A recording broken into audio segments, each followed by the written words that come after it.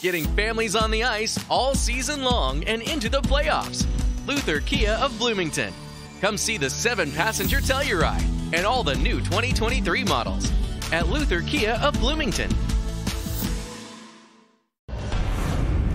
Let's go on a breakaway. Thanks to Luther Kia of Bloomington. Alongside Mark Parrish, I'm Audra Martin. Unfortunately, tonight the Wild see their 7-game home streak come to an end at the hand of the Dallas Stars, the first-place team in the division. So we expected this one to be a battle. It was a tough battle. It was a tight checking game. It was an entertaining game for the majority of this one until Dallas really kind of broke things open there in the third. That situation where Greenway hits the post and then they come right back down and score on the pod. That was the backbreaker right there. You talk about bounces and we'll hear Dean talk about them later here. But they got the bounces. But you know what? The team that works the hardest typically gets the bounces. So you got to tip your hat to Dallas. They played spectacular. They came out from the get-go and just started firing pucks on net. Did not stop until the 60 minutes ran up. They played a great hockey game. You cannot take anything away from Dallas. And Minnesota, they didn't play that bad. They was close.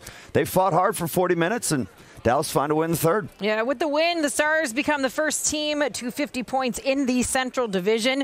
Jake Ottinger, the Minnesota native, remains unbeaten against his hometown team, 3-0-0 in his career. The Minnesota Wild, unfortunately, like I said, seeing that 7-game home win streak, come to an end. But Dean Evison said this was a lot closer than that final score would predict. Yeah, and I'll throw in probably 2-3 posts for us too. I mean, Greeny hits posts at the end. It's 2-2 game. You know, those are bounces, breaks, what have you. A couple sit behind them. That maybe, you know, get through on a normal night. So, yeah, we did some things. It looks lopsided, obviously, on the score sheet and on the shot sheet, but I don't think it was that lopsided of a game.